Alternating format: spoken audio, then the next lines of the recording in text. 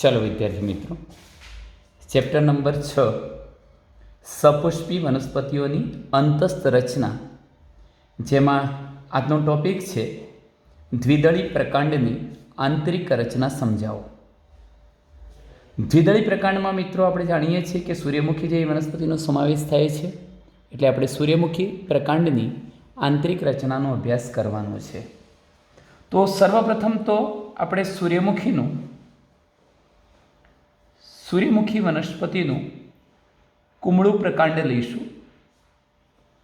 આ કુમળા પ્રકાંડનો આડો છેદ લેવાનો. આડો છેદ લઈ એના પતલા છેદને સેફ્રેનિન નામના અભિરંજક વડે અભિરંજિત કરી સ્લાઇડ બનાવી અને જો આપણે માઇક્રોસ્કોપમાં એને જોઈશું તો આપણને 3 પ્રકારના પેશીતંત્રો જોવા મળે છે. જેમ કે તમે જાણો છો, પ્રથમ પેશીતંત્ર છે એ અધિસ્તરીય પેશીતંત્ર છે. બીજા નંબરનું પેશીતંત્ર મિત્રો આધાર પેશીતંત્ર, કે જેને આધારોત્તક પેશીતંત્ર પણ કહેવાય. અને ત્રીજા નંબરનું પેશીતંત્ર છે એને આપણે વાહક પેશીતંત્ર કે પછી સંવહન પેશીતંત્ર તરીકે ઓળખાવીએ છીએ. હવે મિત્રો તમે જાણો છો કે અધિસ્તરીય પેશીતંત્રમાં અધિસ્તર અને એની સાથે સંબંધિત રચનાઓનો સમાવેશ થાય છે. આધાર પેશીતંત્રના ઘટક તરીકે અધિસ્તર પછી તરત જ આપણે અધસ્તર લખીશું. અધસ્તર પછી મિત્રો તમે જાણો છો કે મુખ્ય બાહ્યક અથવા બાહ્યક લખીશું. બાહ્યક પછી અંતસ્તર, જેને આપણે કાંજી સ્તર કે મંડકણ સ્તર તરીકે પણ ઓળખાવીશું સૂર્યમુખી પ્રકાંડમાં. ત્યાર પછી પરિચક્ર, મજ્જા અને મજ્જા કિરણો જેવા ભાગોનો સમાવેશ થાય છે. અધસ્તર, બાહ્યક, અંતસ્તર, પરિચક્ર, મજ્જા કિરણો જેવા ભાગોનો સમાવેશ થાય. જ્યારે વાહક પેશીતંત્રમાં તમે જાણો છો કે અન્નવાહક અને જલવાહક પેશીઓ, એટલે ખાસ કરીને આપણે વાહિપુલોનો ઉલ્લેખ કરવો છે. ચલો મિત્રો, આકૃતિ દ્વારા આખા પ્રશ્નને સમજીએ છીએ. તો સર્વપ્રથમ હું અહીંયા સૂર્યમુખી પ્રકાંડનું સૌથી બહારનું સ્તર અધિસ્તર બતાવું છું. આપણે અહીંયા આટલા ભાગની અંદર મિત્રો અધિસ્તર બતાવીશું. પણ એક બાબત એ પણ પહેલાં સમજી લો કે હું સાઈડમાં એક બાબત બતાવી દઈશ. અલગ પેજમાં આપણે બતાવી દઈએ છીએ. જો હું સૂર્યમુખી પ્રકાંડનો આડો છેદ લઉં છું તો આડો છેદ મને આ પ્રકારનો દેખાશે મિત્રો. આવો ગોળ છેદ મળવાનો. હવે જે આ ગોળ છેદ મળ્યો છે એમાં તમે જાણો છો કે કેન્દ્ર ભાગે તો મજ્જા હશે, જે મૃદુતક કોષોનો બનેલો સમૂહ છે. મૃદુતક કોષોથી બનેલી આ મજ્જા છે, વિશાળ પ્રદેશ હશે. ચલો, એના પછી જે અત્યારે મહત્વની બાબત છે એ કઈ, તો તમે જાણો છો કે હું આટલા ભાગમાં જે રચના બતાવું છું, આ ભાગની અંદર જો મિત્રો અહીંયા અધિસ્તર આવી જવાનું, બાહ્યક આવી જશે, પછી અહીંયા પરિચક્ર આવી જવાનું, આંતસ્તર છે, પરિચક્ર આવી જવાનું. આમ કરતાં કરતાં આ અંતસ્તરથી અંદરની જે મેં રચનાઓ બતાવી છે ત્યાં હવે હું વાહિપુલ બતાવું છું. આ પ્રકારના એક વાહિપુલ છે, આ બીજું છે, ત્રીજું. એ રીતે આપણે જાણે એક જ વલયમાં ગોઠવાયેલા ઘણા બધા વાહિપુલો અહીંયા બતાવ્યા છે. આ વાહિપુલ છે, વચ્ચે એધા છે. આ એધા, વાહી એધા અથવા એને પુલી એધા કહીશું, વાહિપુલની અંદર જોવા મળતી એધા. અને મિત્રો અંદરની બાજુ ધારો કે હું બ્લેક પેનથી બતાવું છું, એ જલવાહક પેશી છે એમ સમજો. આ જલવાહક પેશી છે.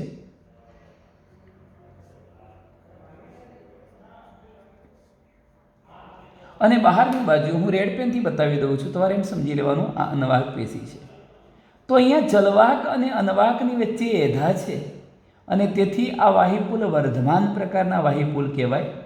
બીજા નંબરનો મુદ્દો તમે સમજો મિત્રો કે આ કેન્દ્ર છે અને કેન્દ્રથી પરિઘ સુધીનું અંતર, જેને આપણે ત્રિજ્યા કહીએ છીએ, તો અહીંયા જલવાહક અને અનવાહક એક જ ત્રિજ્યા પર ગોઠવાયેલા છે. જલવાહક અને અનવાહક એક જ ત્રિજ્યા પર, એટલે એવા વાયુપુલોને આપણે સહસ્ત વાયુપુલ કહીશું. તો ટૂંકમાં સૂર્યમુખીના પ્રકાંડની અંદર જોવા મળતા જે વાયુપુલો છે એ સહસ્ત છે, વર્ધમાન છે, કારણ કે વચ્ચે કોણ આવેલી છે? એધા છે, વર્ધમાન છે. અને બીજું એક અગત્યનું લક્ષણ કહું દ્વિદળી પ્રકાંડનું, તો મિત્રો તમે જાણો છો કે મેં એક વલય વર્તુળ દોર્યું છે. અહીંયા તમામ વાયુપુલો તમને એક જ વલયમાં ગોઠવાયેલા દેખાય છે. તો વાયુપુલોની વલયમાં ગોઠવણી હોવી, વલયાકારે ગોઠવણી હોવી એ દ્વિદળી પ્રકાંડનું મહત્વનું અગત્યનું એક લક્ષણ છે એમ આપણે કહી શકીએ.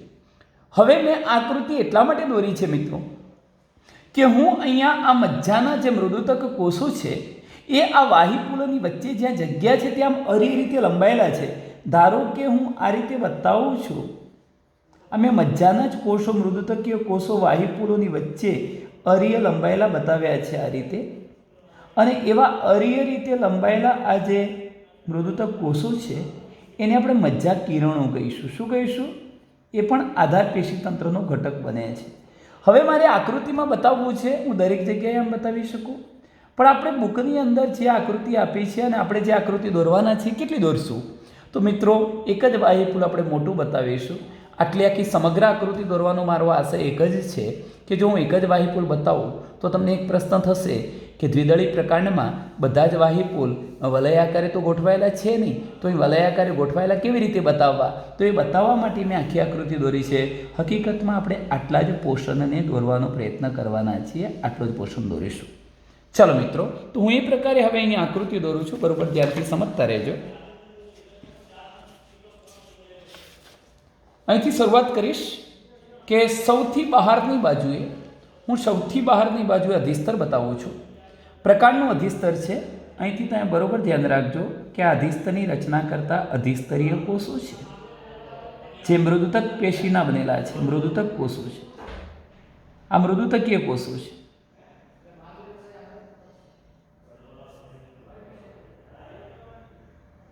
સાથે સાથે તમે જોઈ શકો છો કે આ તો અધિસ્તર છે જ, નામ નિર્દેશન કરીશું. આ પ્રકાંડનું અધિસ્તર છે. આ અધિસ્તર પર અહીંયા હું નાના સૂક્ષ્મ છિદ્રો જેવી રચના બતાવું છું અને એ છિદ્રોને તમે વાયુરંધ્ર કહી શકો. વાયુરંધ્ર, સૂક્ષ્મ છિદ્ર વાયુરંધ્ર આવેલું હોય છે. આ ઉપરાંત સૂર્યમુખી પ્રકાંડની અંદર આપણે એક મહત્વનો પોઈન્ટ એ પણ બતાવીએ છીએ કે ના અધિસ્તર પર બહારની બાજુએ આવા બહુકોષીય પ્રકાંડ રોમ આવેલા છે. આમ તો પ્રકાંડ રોમ એટલે શું? સૂર્યમુખી પ્રકાંડના અધિસ્તર પર બહારની બાજુએ લંબાયેલા બહિરુદ ભેદને કે જે બહુકોષી છે એને આપણે પ્રકાંડ રોમ કહીશું. પ્રકાંડ રોમ જે ખરેખર બાષ્પોત્સર્જનના દર વગેરેનું નિયંત્રણ કરવામાં પણ મદદરૂપ બને છે. અને એક મહત્વનો પોઈન્ટ એ પણ કહી દઉં કે આપણે સૂર્યમુખી જેવા પ્રકાંડના અધિસ્તરની વાત કરીએ છીએ તો બહારની બાજુએ પાતળું પાણીમાં તે અપ્રવેશીલ ક્યુટિકલનું રક્ષણાત્મક આવરણ પણ આવેલું હોય છે જે પણ બાષ્પોત્સર્જનના દરનું નિયંત્રણ કરવાનું કાર્ય કરે છે. તો આપણે આ ભાગને કહી શકીએ ક્યુટિકલ. ચલો મિત્રો, આ વાત થઈ અધિસ્તરની. આપણે એનું પુનરાવર્તન પણ કરીશું, પણ એકવાર મેં અધિસ્તરીય પેશીતંત્રમાં જોવા મળતી રચનાઓની વાત કરી છે. જો રિવિઝન કરવું છે તો જોડે જોડે રિવિઝન પણ કરતા રહીએ કે પ્રકાંડનું અધિસ્તર એ સૌથી બહારની બાજુ આવેલું એક સ્તરીય રચના છે જે મૃદુતક કોષોથી બનેલી છે. મૃદુતક કોષો પીપ આકારના છે અને ગીચોગીચ ગોઠવાયેલા હોય છે. આમ અધિસ્તરની અંદર કેટલીક જગ્યાએ છિદ્રો જેવી રચના છે જેને વાયુરંધ્ર તરીકે ઓળખવામાં આવે છે. અને પ્રકાંડના અધિસ્તર પર બહારની બાજુએ ઉદ્ભવેલા બહિરુદ ભેદને કે જે બહુકોષી હોય છે એને પ્રકાંડ રોમ તરીકે ઓળખવામાં આવે છે. અને અધિસ્તરની બહારની બાજુએ ક્યુટિકલનું રક્ષણાત્મક આવરણ પણ જોવા મળે છે. ચાલો મિત્રો, અધિસ્તરીય પેશીતંત્ર પૂરું થયું. હવે આપણે આધાર પેશીતંત્રની વાત કરવી છે. તો આ આધાર પેશીતંત્રનો પ્રથમ ઘટક અધસ્તર છે. પછી બાહ્યક, મુખ્ય બાહ્યક પણ કહી શકાય અને આને બાહ્ય બાહ્યક પણ કહી શકાય.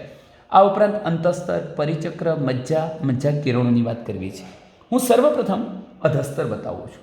તમે આ બાબત બરોબર ધ્યાનથી સમજી લો કે હું અધસ્તરની રચના કરતા કોષોને અલગ પેનથી બતાવું છું જેથી તમે સમજવામાં સરળતાથી એને સમજી શકો. અત્યારે તમને આ કોષો મૃદુતક પેશીના કોષો લાગશે.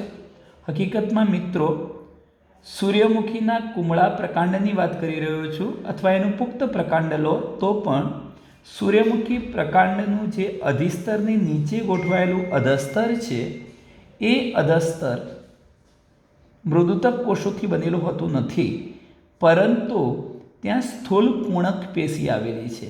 અને આ સ્થૂલકોણક પેશીનો અભ્યાસ આપણે અગાઉ કરી ચૂક્યા છીએ મિત્રો. એટલે હું અહીંયા સ્થૂલકોણક પેશીના વધુ સ્તરો નથી બતાવતો, 2-3 સ્તરો બતાવું છું. તો આનો મતલબ એ થયો કે અધિસ્તરની તરત જ નીચે ગોઠવાયેલું જે અધસ્તર છે એ સ્થૂલકોણક પેશીની બનેલી બહુસ્તરીય રચના છે. આને શું નામ આપીશું આપણે? અધસ્તર. તો આ થઈ ગયું અધસ્તર. આ અધસ્તરમાં હું અહીંયા બતાવું જ છું કે કોષોના પાસપાસના જોડાણે જ્યાં ખૂણા પડે છે ત્યાં મિત્રો આ પ્રકારનું સ્થૂલન બતાવી શકાય, માટે આપણે એને સ્થૂલકોણક કહીશું. મેં આ જે બ્લેક પેનથી બતાવેલું છે એનું શું છે? સ્થૂલન છે. એટલે આપણે આ રીતે એનું સ્થૂલન બતાવી શકીએ.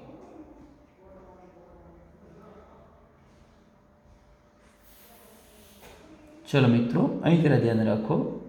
સમય જશે પણ આકૃતિમાં આ પણ બતાવવું જરૂરી છે કે સ્થૂલકોણક પેશીના કોષો હોય તો કોષોના પાસપાસના જોડાણ સ્થાને ખૂણાના ભાગે સ્થૂલન જોવા મળે છે.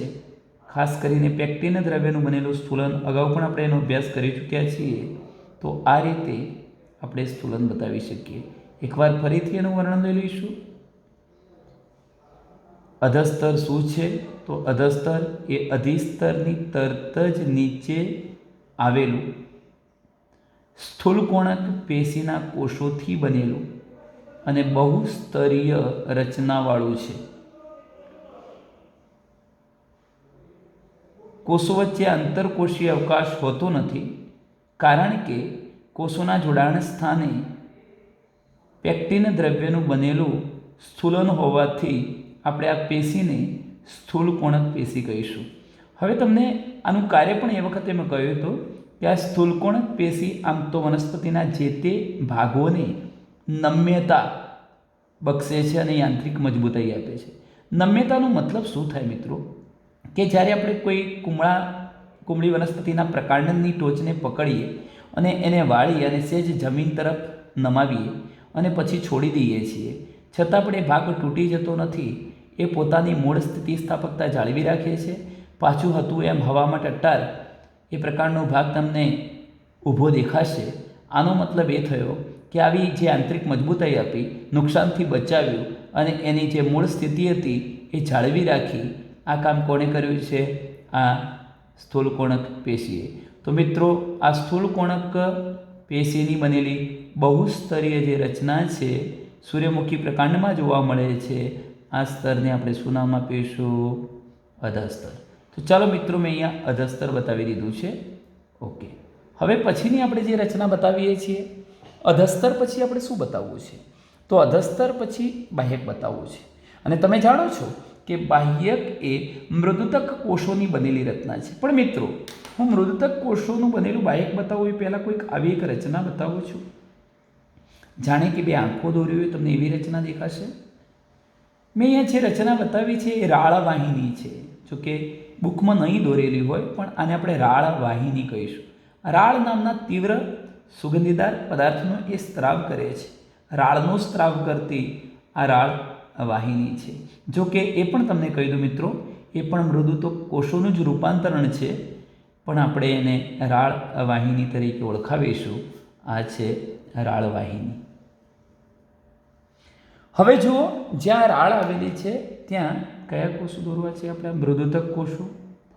એ તો તમે જાણો જ છો કે મૃદુતક પેશીના કોષો સેલ્યુલોઝની બનેલી પાતળી કોષ દિવાલવાળા, અને એ પણ કહી શકાય કે એક સ્તરમાં ગોઠવાયેલી રચના નથી મિત્રો, પરંતુ બહુસ્તરીય રચના છે. અને તેથી જ તમે જોઈ શકો છો કે પાસેના કોષો વચ્ચે તમને આંતરકોષીય અવકાશ પણ જોવા મળે છે.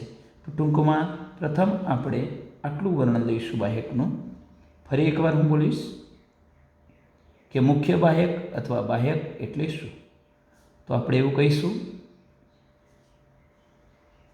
જુઓ, અને શું નામ આપી દઈશું? બાહ્યક. અંતઃબાહ્યક, મુખ્ય બાહ્યક એવું પણ કહી શકાય. તો એનો મતલબ કે અધસ્તર એ બાહ્ય બાહ્યક, આ અંતઃબાહ્યક હોય તો આ બાહ્ય બાહ્યક થઈ જાય. હવે આ બાહ્ય બાહ્યકની રચના કરતા જે કોષો છે એ કયા કોષો છે? મૃદુતક કોષો. તો બાહ્યક મૃદુતક કોષોથી બનેલી રચના છે. એના કોષો પાતળી કોષ દિવાલવાળા હોય છે, સેલ્યુલોઝની બનેલી કોષ દિવાલ, અને કોષો વચ્ચે આંતરકોષીય અવકાશ જોવા મળે છે. તે બહુસ્તરીય રચના છે અને વિશાળ પ્રદેશ છે એવું આપણે કહી શકીએ. ચાલો મિત્રો, હવે બાહ્યક પછીની રચના શું? તો બાહ્યક પછી કોણ આવે છે? અંતસ્તર. હું પણ અહીંયા આખું અંતસ્તર ન દોરતા એક ટુકડો જ દોરીશ અંતસ્તરનો. એટલે અહીંયા આજે રચના બતાવું છું, આટલા ભાગમાં આપણે અંતસ્તર બતાવવું છે, આ ભાગમાં. તો જુઓ મિત્રો, અંતસ્તરની રચના કરતા કોષો પણ મૃદુતક કોષો જ છે, જે પીપ આકારે ગોઠવાયેલા છે આ મૃદુતક કોષો.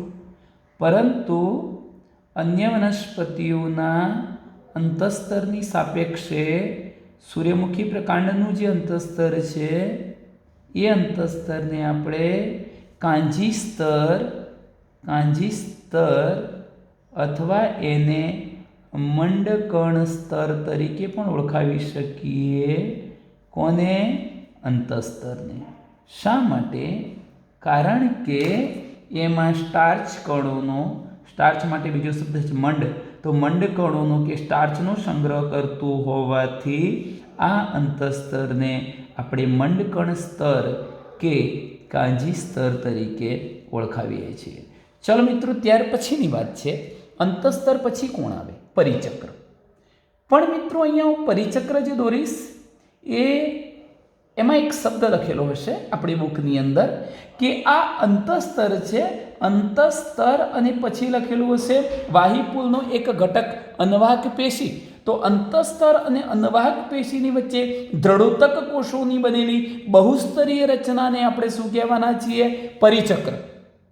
પણ આપણે અહીંયા જોઈએ તો પરિચક્ર દોરવું છે એ પહેલાં હું એક રચના બતાવું, અથવા ચલો મિત્રો એક રચના આ પણ બતાવી દઉં છું. એ શું છે? જુઓ, આમ તો પરિચક્ર મારે દોરવું હોય તો મારે આ પ્રકારના દ્રઢોતક કોષો બતાવવાના છે. અને જાણે કે આમ અર્ધચંદ્રાકાર રચના હોય, જો આ બધા દ્રઢોતક કોષો બતાવીશું. મેં આટલે સુધીની જે રચના બતાવી છે એ બધા દ્રઢોતકીય કોષો છે.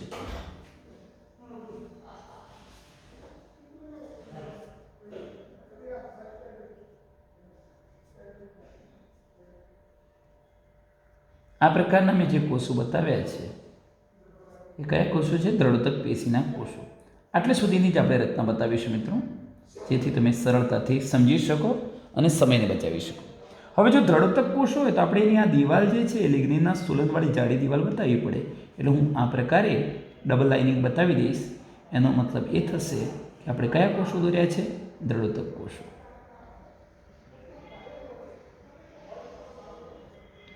આ રીતે આપણે દ્રઢોતક કોષોને બતાવીશું. આમ તમે જોઈ શકો છો કે આ દ્રઢોતક કોષોથી બનેલી બહુસ્તરીય રચના કે જે કોની કોની વચ્ચે આવેલી છે. અત્યારે તો તમને ફક્ત કોણ દેખાય છે? અંતસ્તર. અને અહીંયા હું દોરવાનો છું અન્વાહક પેશી. તો અંતસ્તર અને અન્વાહક પેશીની વચ્ચે આવેલા દ્રઢોતકીય કોષોનો સમૂહ જે બહુસ્તરીય રચના છે અને આમ અર્ધચંદ્રાકારે ગોઠવાયેલી રચના છે એને આપણે શું નામ આપવાના છીએ? પરિચક્ર. શું કહીશું? પરિચક્ર. હજુ મિત્રો આમાં ઘણી બધી રચનાઓ બાકી છે. જેમ કે હું અહીંયા એક આકૃતિમાં આટલો પોર્શન બતાવું છું. તમને એમ થશે કે આ શું દોર્યું?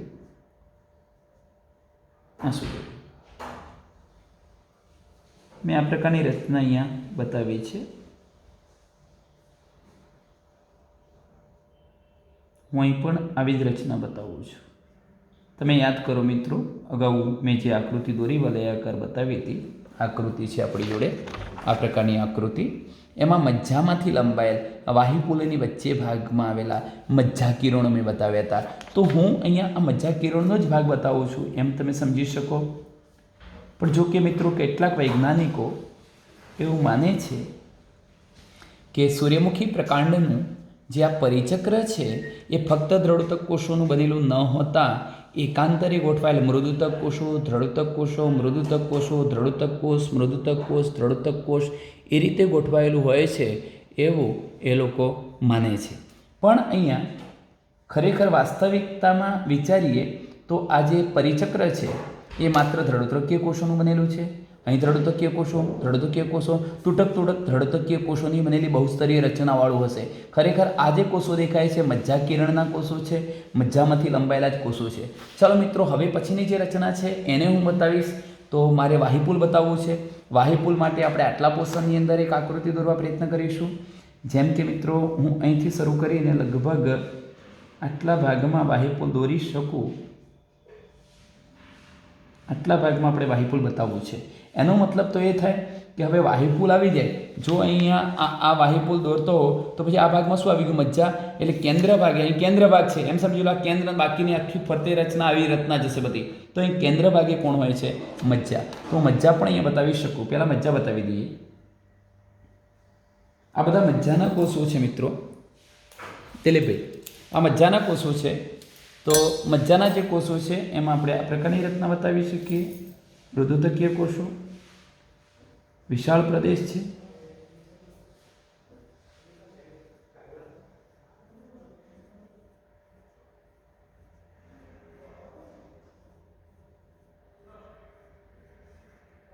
ચલો મિત્રો, આ જે રચના બતાવી છે એ મેં મજ્જા બતાવ્યું છે. જે પ્રકારના કેન્દ્રસ ભાગે આવેલી રચના. તમે એમ ના સમજતા કંઈ કેન્દ્રસ ભાગ ક્યાં છે મિત્રો. તો મેં તમને કહ્યું આખી આ રચના છે આમ વલયાકારની.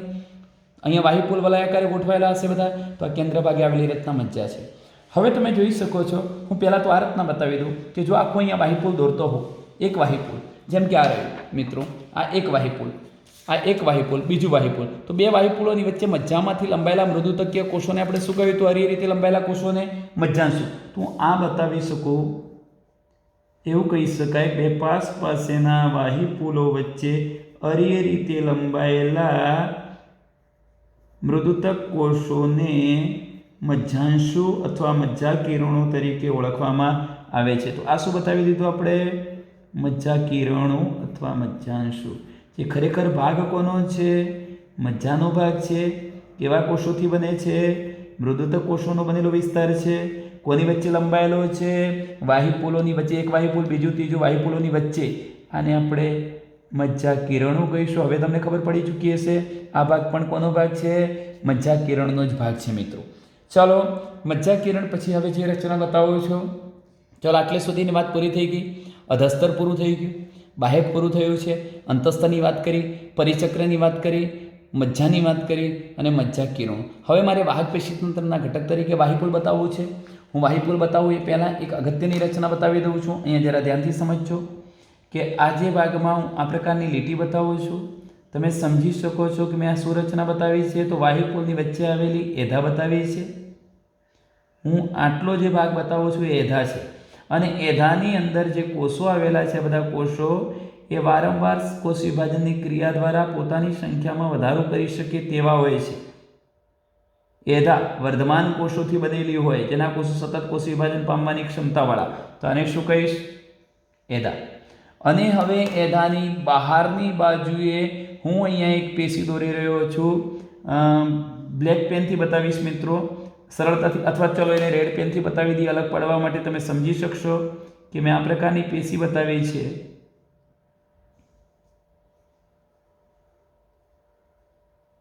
આ છે અન્નવાહક પેશી.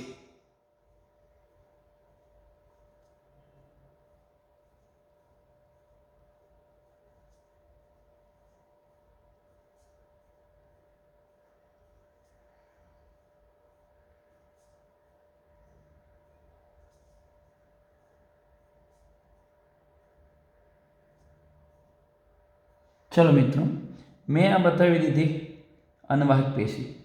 તો હવે તમે જોઈ શકો છો કે વાહિપુલમાં અમે અન્નવાહક પેશી તો બતાવી દીધી, પરંતુ શું બતાવવાનું બાકી છે? જલવાહક પેશી બતાવવાની બાકી રહી છે.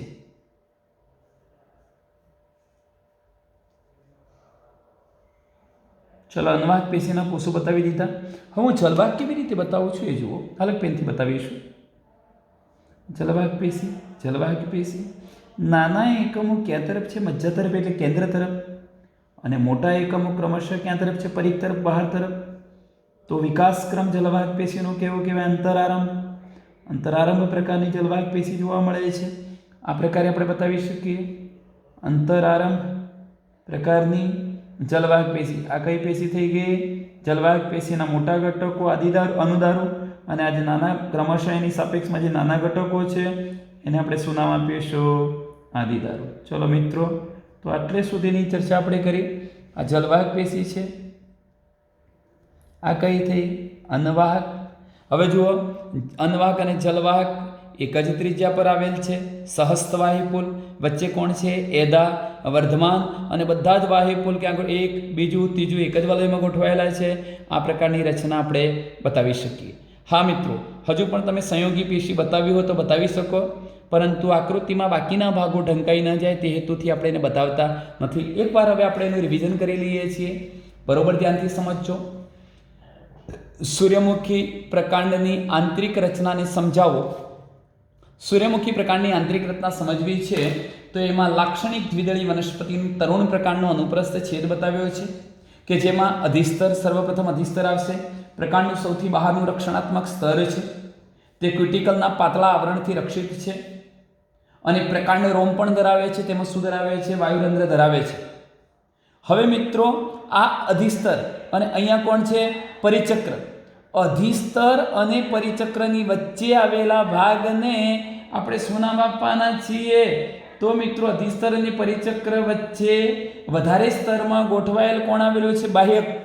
આમ તો આખું બાહ્યક, પણ બાહ્યકના બે ભાગ પડ્યા. બાહ્ય બાહ્યક, અંતઃબાહ્યક, અથવા અધસ્તર અને અંતઃબાહ્યક પણ કહી શકાય. તો હવે આપણે વર્ણન કોનું લેવું છે? અધિસ્તરની તરત જ નીચે આવેલી સ્થૂલકોણ કોષોના કેટલાક સ્તરોથી બનેલી રચના, એને આપણે શું કહીશું? અધસ્તર. જે તરુણ પ્રકારને યાંત્રિક મજબૂતાઈ આપવાનું કામ કરે છે. અધસ્તરની નીચે આવેલા બાહ્યકના જે સ્તરો છે એ ગોળાકાર પાતળી દિવાલ ધરાવતા મૃદુતક કોષોના બનેલા છે, જે સ્પષ્ટ રીતે જોઈ શકાય એવા આંતરકોષીય અવકાશવાળા હોય છે.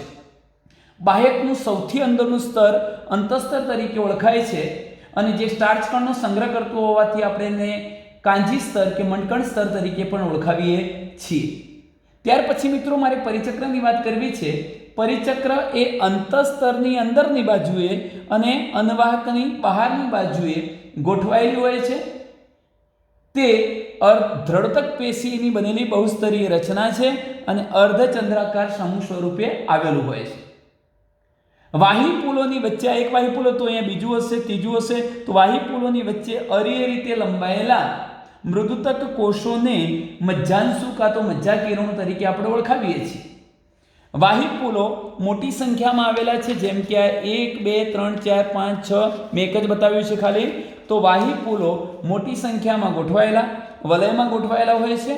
વાહિપુલોની વલયમાં ગોઠવણી એ દ્વિદળી પ્રકારની લાક્ષણિકતા છે. દરેક વાહિપુલ એ સહસ્ત પ્રકારનું છે, કેમ કે અનવાહક અને જલવાહક પેશી એક ત્રિજ્યા પર ગોઠવાયેલી છે. વચ્ચે એધા છે, માટે વર્ધમાન છે.